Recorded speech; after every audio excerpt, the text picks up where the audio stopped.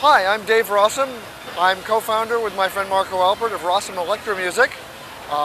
We're entering the Eurorack market. I'm founder of EMU Systems. I was Creative Labs chief scientist for 18 years, then got out of the music industry for about 4 years designing chips and cell phones, and I missed the music industry so much that when Marco came to me and said that we ought to form a company, I thought it was a great idea. We got investment for Universal Audio, and here we are as Rossum Electro-Music making modules for Eurorack. We have 4 modules here at the show. The first one, Evolution, is in production now. It'll be in the stores within a couple of weeks. Evolution is all analog module. It's a low-pass filter. The original design is based on Bob Moog's invention back in 1965 of the ladder filter. It has the improvements that I made for the EMU modular that used that same basic design. And from there we did some fairly obvious things. When you just take the basic Evolution and put sound through it, it sounds like a low-pass filter. It of course has resonance. And like the Moog filter, if you don't do anything about it, the bottom end drops out of the sound as you turn up the resonance. So we added a Q compensation control. Pretty standard stuff. And we have voltage control, of course, over both the frequency and the Q. It has a great range. It'll run from about 200ths of a hertz up to about 50 kHz cutoff. It's very nicely exponential, so if you want to use it as a sine wave oscillator, it'll track wonderfully over the entire audio range. Then we started to have some fun. It's named Evolution, so what better names for the controls we added than species and genus. The species control is control over the actual distortion inherent in the ladder. In its low range, it's a fairly subtle sort of sound. You probably won't be able to tell the difference in this environment, but you get really control over that warm distortion that was present in the EMU modular and the Moog filter. You hit about 12 o'clock on the control, and now the ladder begins to saturate and you get some fairly obvious effects, which we should be able to hear here.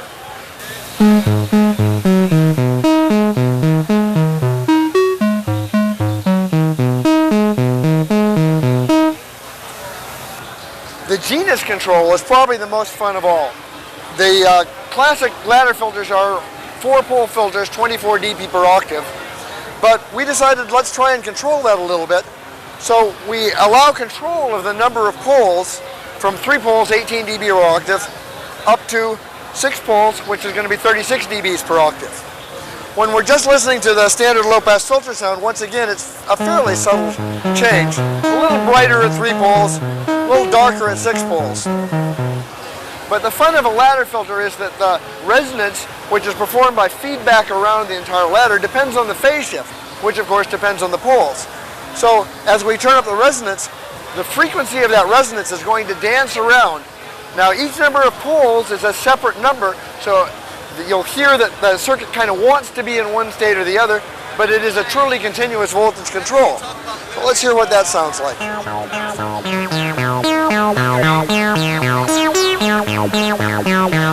can hear kind of popping around in between there. As you modulate that in real time, because all of these things are voltage controllable, you end up with some really wonderful sounds, and across all 4 controls you can just get a huge palette of different filter characters and a lot of new sounds that people never heard before. It was really a lot of fun to design it, and I'm really pleased with the music I've heard from it so far from our beta testers. It is in production as we speak. We're expecting the first shipment to the stores to be within the next 2 weeks, and we'll be in volume production, so I think within a month there won't be any availability problem for people who are anxious to get it. The price is $369. We have 2 new modules. These are digital modules, and they are based on the EMU Morpheus MIDI module that we came up with in the 1995-1994 time frame. Morpheus is actually the filter out of the Morpheus module. This was, it's called a Z-plane filter. It's really a very interesting idea. It's based on a model of a cube. You can see a picture of a cube in the video there with a little fly flying around. The fly is of course controlled by the 3 voltage controlled inputs right now. And what that represents is where the filter is being morphed in real time. Each of the corners of the cube, the 8 vertices, represents a different 14th order filter. So you can have 7 poles, 7 zeros in this filter. And then we have a whole family, I think it's about 250 different filters that are extracted from the work that Morpheus sound designers did. You'll be able to explore that space in real time. You'll then be able to set presets of the filter and the center points and gains that you want for your voltage control. And because it's a stereo filter, how much signal amplification you want in the left and right channels. Those presets then can be ordered into sequences, so you can step through the sequences in real time.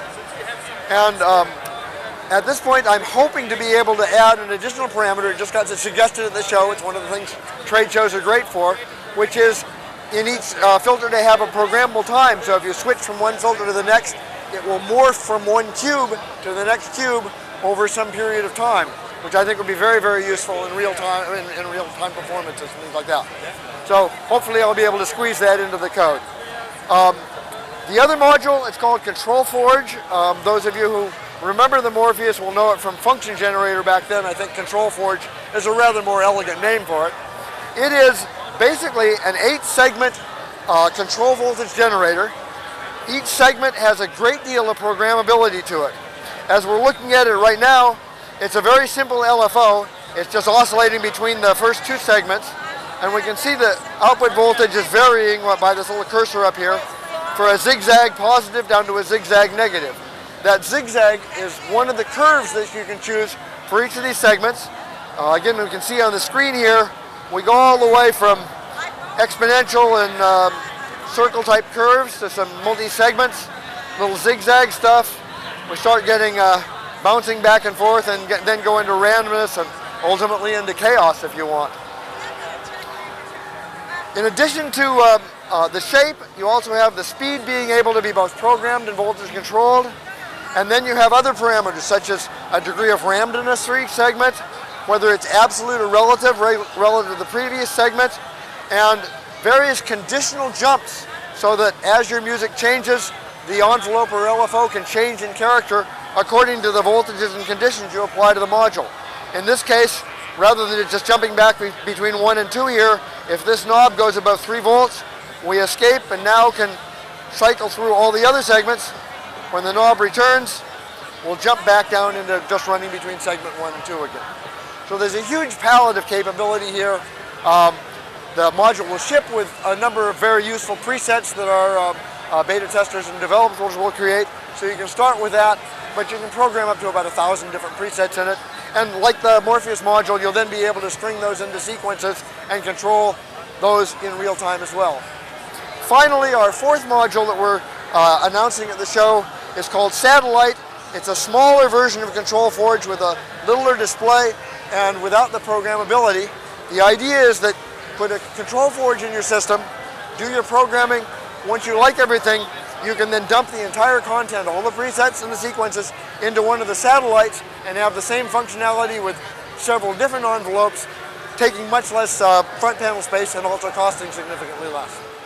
We haven't set the final pricing on any of these modules yet. They'll be somewhat more expensive than Evolution. I'm guessing they're going to be in the $500, $550 region, somewhere up in there. Their availability is spring, sometime in the spring quarter, probably May or June, and I think they'll be available in volume in that time frame.